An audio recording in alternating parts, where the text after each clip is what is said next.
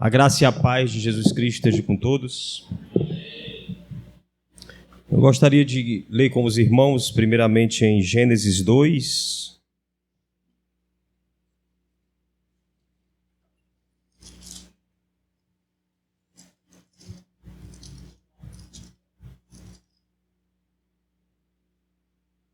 Versículo de número 7.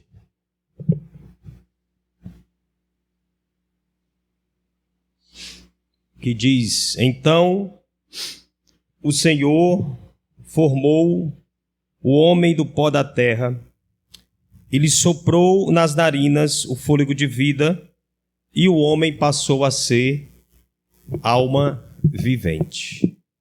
Alma vivente. Essa palavra foi primeiramente escrita numa língua hebraica, não é? E essa palavra alma, no hebraico, é interessante a gente saber que ela é a mesma palavra para fome. Fome. Alma é fome. Fome é alma. Nós somos uma fome vivente. Nós somos uma fome ambulante. A gente já nasce com fome, não é? E é a fome que nos move. Qualquer tipo de fome. A gente está sempre querendo matar a fome, a gente está sempre querendo saciar alguma coisa. A gente está sempre querendo comer algo. E não fala apenas do que está no prato, mas alguma coisa assim que a gente queira receber, entendeu? Alguma coisa que a gente queira desfrutar, alguma coisa que a gente queira ser suprido. Existe fome de amor, existe fome de afeto, existe fome de atenção. Tem gente que tem fome de carinho. Tem gente que tem fome de vida, tem gente que tem fome de dinheiro. E tem gente, e talvez toda gente, como dizem os portugueses, tenha fome de tudo isso em momentos variados da vida. Tem gente que tem fome até de gol, né? E eu achei assim, sempre me impactou a primeira vez que eu vi uma pessoa ensinando que a palavra alma é a mesma palavra para fome. Isso me impactou. Deus nos fez assim, Deus nos fez famintos, nos fez com fome. Ele nos fez insatisfeitos. Por isso que hoje eu estava ouvindo um pastor, um trechinho que ele falou, dizendo que o Adão estava muito bem satisfeito do Éden. Ele não estava satisfeito. Não estava. Até porque Deus planejou criar o homem à sua imagem e à sua semelhança. E nós sabemos que Deus é uma comunhão. Deus é uma comunhão. Pai, Filho e Espírito Santo. Portanto, para que Deus concluísse a sua obra, ou seja, criar o homem à sua imagem e semelhança, ele teria que criar uma outra comunhão. Então, só o varão não é imagem e semelhança de Deus. Porque está só. Não é comunhão. Quando o nosso Deus faz o homem cair no sono e cria a mulher, nesse momento Deus criou a sua imagem e semelhança. Porque Deus é uma comunhão. E quando ele cria a sua imagem e semelhança, ele cria uma outra comunhão. Uma pessoa só não é imagem e semelhança de Deus.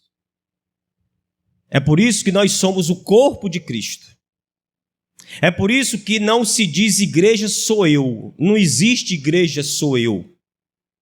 Igreja somos nós. É por isso que Jesus ensinou a oração do Pai Nosso. Que em algum momento talvez você e eu tenhamos a tentação de individualizar. E às vezes dá vontade de dizer: "Oh, meu Pai, me dá o meu pão, perdoa os meus pecados." Mas ele nos obriga a dizer nosso, não é? Nós. Então Deus criou uma comunhão, porque o Deus eterno é uma comunhão. Pai, Filho e Espírito Santo. Os três são um. Criou o homem, criou a mulher, e quando o homem olhou para a mulher, ele disse: "Esta é carne da minha carne e é osso dos meus ossos. Ela sou eu. Nós somos um." Amém? E é por isso que a relação mais profunda que existe, abaixo da relação do homem com Deus, é a de marido e mulher. É mais forte do que a relação de uma mãe com filho. Por mais que os românticos, os gregos, porque os românticos são descendentes dos gregos, os romantiquinhos, né? Marido não é parente, marido não sei o quê. Não, é a única relação que a Bíblia diz que é uma só carne. Não se diz que uma mãe é uma só carne com o filho. Não se diz que um irmão de sangue é uma só carne com o seu irmão de sangue. Se diz que homem e mulher se unem e se tornam o quê? Uma só carne. Não se diz que a relação do Cristo com a igreja é tão profunda quanto a relação de um pai com o seu filho, ou quanto a relação de uma mãe com os seus filhos, ou quanto a relação de um irmão de sangue com o seu irmão de sangue. Se diz que a relação de Cristo com a igreja é como a relação do noivo com a noiva. O marido e a esposa. Os dois são um e representam a imagem e semelhança de Deus. Mas permanecem com fome, porque os dois são alma vivente e os dois permanecem com fome. E foi Deus quem deixou essa fome lá, porque Deus também tem fome. Deus tem fome de comunhão conosco. Deus tem fome de comunhão. Quando eu digo que Deus tem fome, não é dizendo que Deus é um ser carente ou que Deus é um ser com necessidades. Deus é um ser poderoso e soberano. E Ele deseja ter comunhão conosco. Senão, para que Ele nos criou, irmãos? Ele já estava na sua satisfação plena. A dança da Trindade, não é? Pai, Filho e Espírito Santo. Mas Ele resolve, de tanto amor, Ele resolve criar-nos para conosco ter comunhão. Toda tardezinha visitava o ser humano ali no jardim. Depois que esse homem se perdeu, Ele vem e visita um homem chamado Abraão. Antes disso, Ele visita um homem chamado Noé. Mais na frente, Ele visita um Moisés. Sempre querendo se fazer presente no meio de nós, até que Ele manda o Emanuel, Deus presente no meio de nós, Deus conosco, para matar a fome dele, mas muito mais para matar a nossa fome, porque a nossa fome só é saciada em Deus. Esse é o ponto. Esse é o ponto. E eu quero ler isso para a gente terminar essa palavra poderosíssima, não porque eu estou pregando, mas eu estou só replicando, eu estou só transmitindo o que está revelado aqui no texto sagrado. E o texto é poderoso, João 6. João 6.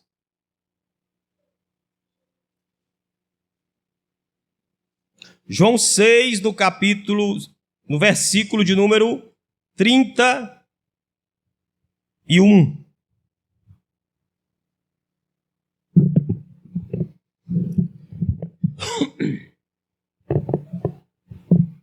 Nossos pais comeram o maná no deserto, disse Jesus, como está escrito, Deus deu-lhes a comer pão do céu. Replicou-lhe Jesus, em verdade vos digo, não foi Moisés quem vos deu pão do céu. Não foi Moisés quem vos deu. Está escrito, vocês escreveram, está na tradição de vocês, que o pão que foi comido no deserto era o pão do céu. Aí Jesus vem agora revolucionar, escandalizar. Ele diz, isso aí não está certo, não foi o pão do céu, vocês entenderam errado, aquilo não é pão do céu.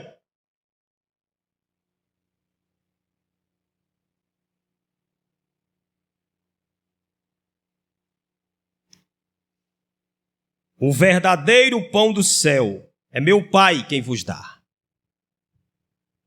Vocês estão ouvindo, meus irmãos? O verdadeiro pão do céu é meu Pai quem vos dá. Irmãos, às vezes eu fico assim pensando, sabe? Pensando primeiramente em mim. Aí eu fico olhando assim para vocês, para todo mundo, e pensando, será que a gente crê mesmo nesse negócio? O Senhor tem misericórdia de nós. Porque será que a gente crê mesmo nisso? Por que a gente insiste em matar nossa fome com tanto pão mofado, com tanto pão grudento, pão... Como é que é? Gorduroso. Pão doce. Pão de coco, pão, sei lá. Por que a gente insiste em matar a nossa fome com o que é daqui? Por que a gente insiste em matar a nossa fome com o que é daqui? Pois é. Nessa ilusão de que a nossa fome vai ser saciada com o que é daqui, não vai. E meus queridos crentes, eu não estou falando apenas de pecados. Porque você poderia pensar, ele deve estar falando assim, as pessoas que tentam matar a fome usando drogas, bebendo, se prostituindo, elas também estão tentando matar a fome assim. Mas eu sei que aqui, no meio de nós, eu tenho certeza que não tem ninguém que mate a fome dessa forma. Porém, até na expectativa que você põe no outro, é um jeito errado de você matar a sua fome. Não ponha expectativa no outro não, meu irmão. A ninguém chameis de pai, a ninguém chameis de mestre. Isso não é literal não, viu? Isso não é para você sair bitolado aqui, a chegar em casa agora, pessoa que mora com o pai, né? Eu vou arrumar outro nome para chamar meu pai, que não pode não. Não leve ao pé da letra. Deixe de ser literal, né, pastor Queiroz? Piada interna aqui.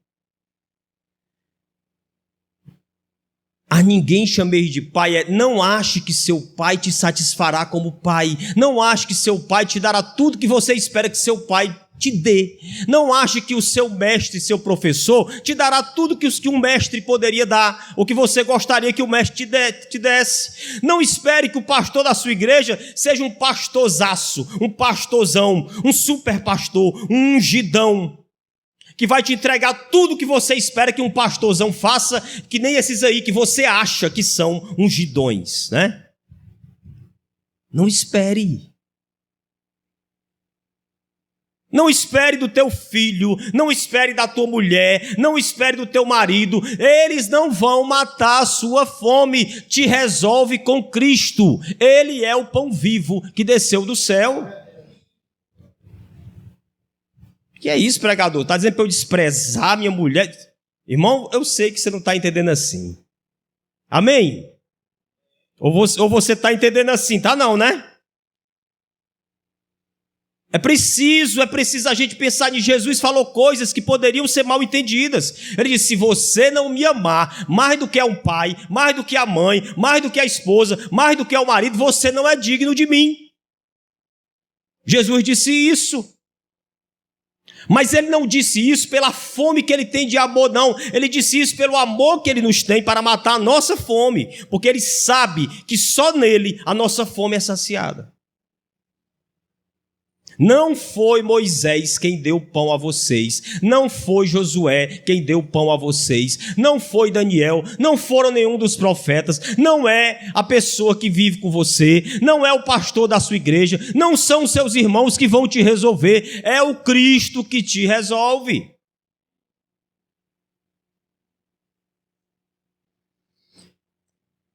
E é poderosíssima essa palavra aqui do texto de João. Ele diz no verso 33, porque o pão de Deus é o que desce do céu e dá vida ao mundo. Irmãos, pelo amor de Deus, olha a Bíblia, irmão.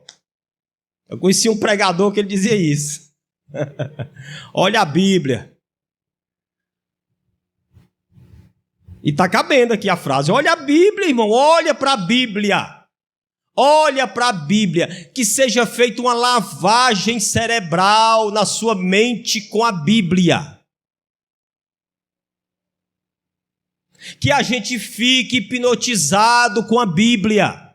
Que a gente fique obcecado pela Bíblia, pelas palavras de Jesus. Isso aqui que eu estou fazendo é uma oração. Porque nós somos facilmente enredados, engodados, iludidos pelas ideias do mundo, pelas dores do mundo, pelas dores que a gente tem, pelos problemas, pelas preocupações. Meu irmão, a gente vive se irritando por besteira, picuinha. Irmão, tem cada coisa, olha, tem cada cor que me incomoda, que se eu contasse a você, eu ia ficar morrendo de vergonha. Né? Ficar perturbadozinho porque perdi não sei o que, uma besteira o negócio. Mas é. Não, isso aí é doença, isso aí tem que.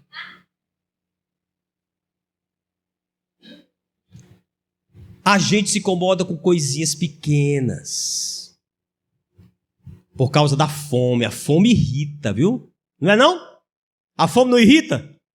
Irrita. Quando você se irrita, seu irritadinho, é porque você está com fome.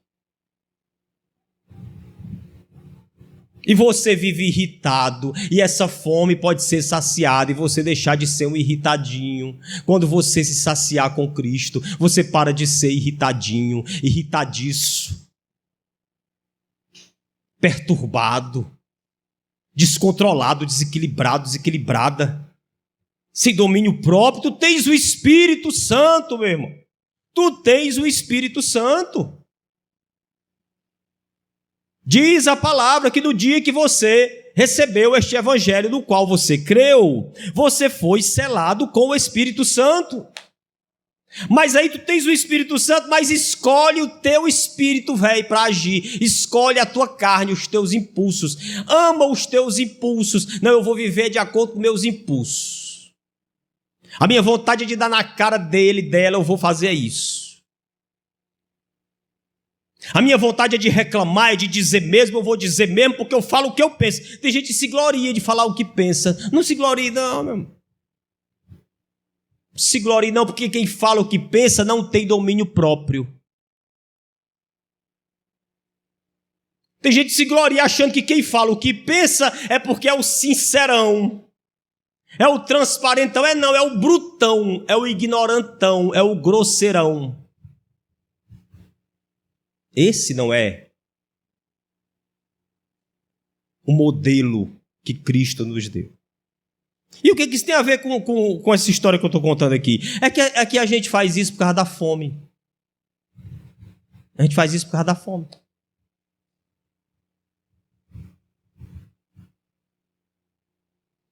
Tu acha que eu vou aguentar isso? Olha, irmão, eu acho que Jesus ia ouvir isso demais. Porque Jesus tem a coragem de dizer assim: se alguém vier e levar alguma coisa tua, coma o prejuízo e não demande, deixe ir.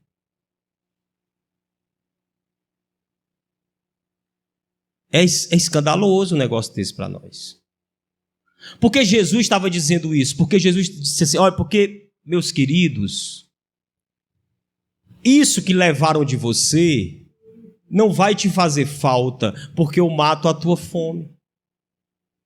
Eu é que sou o pão vivo que desceu do céu e que dou vida ao mundo. Só Jesus dá vida ao mundo.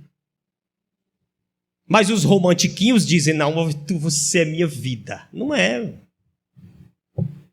Nossa vida é Jesus. Os romantiquinhos são uns, como é que eu posso dizer? Uns prejudicados. E tão enganados, porque eles pensam que no seu romantismo eles estão amando muito. Mas são os romantiquinhos que dizem assim: não estou mais sentindo nada pela pessoa que está comigo. Eu tenho direito a ser feliz. Vou encontrar alguém que me arrepie. Quer se arrepiar, irmão? Pega uma panela e um garfo, né? E passa no fundo da panela assim. Arrepio não mata fome. O que mata fome é Jesus de Nazaré. Aí o marido saciado com Jesus de Nazaré, junto com a esposa saciada com Jesus de Nazaré, que maravilha é! Que casa é essa, hein? Que família é essa, hein, irmão? Uma família de pessoas que se sentam à mesa para comer do pão vivo que desceu do céu. Que coisa maravilhosa é essa, hein? Mas quando isso não acontece, quando não se come do pão vivo que desceu do céu, as pessoas permanecem como? E aí elas se devoram. Que é isto que fazeis, vos devorando uns aos outros? É porque estão com fome. Pessoa querendo do outro, toda hora sugando do outro, sugando do outro, sugando do outro, querendo, esperando. Ai, que decepção, que frustração. Ai, como eu queria... Repito, isso não é desculpa para que você que é marido não dê o que é devido à sua esposa. Não é desculpa para você que é esposa não dê o que é devido ao seu marido, assim com os filhos, assim com os pais. Cada um se responsabilize em entregar aquilo que é devido ao outro. Amém? E não vá chegar em casa e dizer assim: não me cobre nada, vá comer do pão vivo.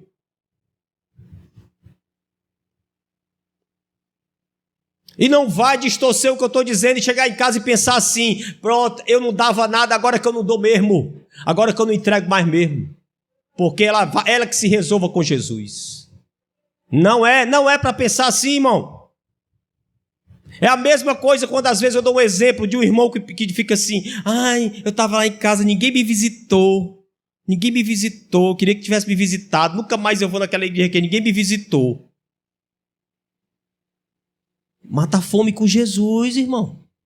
Aí, a gente conta um exemplo desse, aí a igreja escuta, entende errado e pensa que não é para quê?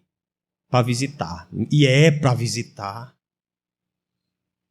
É preciso que o nosso coração vá em busca do nosso irmão. Amém? Eu não sei se vocês conseguem entender, porque eu estou dizendo ideias contrárias, mas ideias contrárias podem coexistir na mesma frase. Entendeu? São duas verdades, parecem contraditórias, mas não são. Eu não tenho que cobrar visita, mas eu tenho que me cobrar visitar os outros. Amém? É isso que eu estou dizendo. Eu não tenho que cobrar amor de ninguém, mas eu tenho que dar amor para todo mundo. Eu não tenho que ser esponja, eu tenho que ser rio, porque Jesus disse: quem crê em mim, segundo as Escrituras, do seu interior fluirão rios de água viva, rios vão fluir. Estou cheio, porque eu sou uma árvore plantada junto ao ribeiro de água. Está toda hora entrando água aqui dentro de mim, saindo, jorrando para fora. Eu não preciso buscar em canto nenhum, mas eu entrego em todo canto que eu vou. É para ser assim, irmão. Para ser assim. Agora, por que não é? Porque nós não estamos matando a fome no lugar certo. Não estamos plantados no lugar certo, não estamos crendo.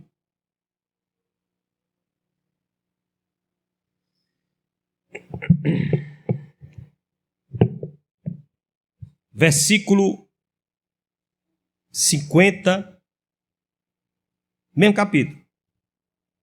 Versículo 50. Não, 50 não, vamos voltar um pouquinho. 47. Em verdade vos digo, quem crê em mim tem a vida eterna. Eu sou o pão da vida. Vossos pais comeram maná no deserto e morreram. Este é o pão que desce do céu, ele apontando para si mesmo, Jesus, para que todo o que dele comer não pereça, a pessoa não morre nunca. Eu sou o pão vivo que desceu do céu. Se alguém dele comer, viverá eternamente. Irmão, está escrito aqui, irmão. Que negócio grande e poderoso. E o pão que eu darei pela vida do mundo é a minha carne. Chegamos na ceia. Disputavam, pois, os judeus entre si, dizendo, como pode dar-nos a comer a tua própria carne? Jesus respondeu, em verdade vos digo, se vocês não comerem a carne do Filho do Homem e não beberem o seu sangue, não tendes vida em vós mesmos. Se você, olhe, escute, se você não comer da carne do Filho do Homem e não beber do seu sangue, você nunca vai ter vida em você mesmo. Procure em todo canto vida, você não vai achar, só na carne e no sangue do Filho do Homem. Ele que está dizendo aqui, ele está dizendo, você crê nele, irmão? Você crê que ele é real? Você crê que Jesus verdadeiramente existe, existiu, falou isso aqui que João escreveu? Se você crê, pois então viva esse negócio.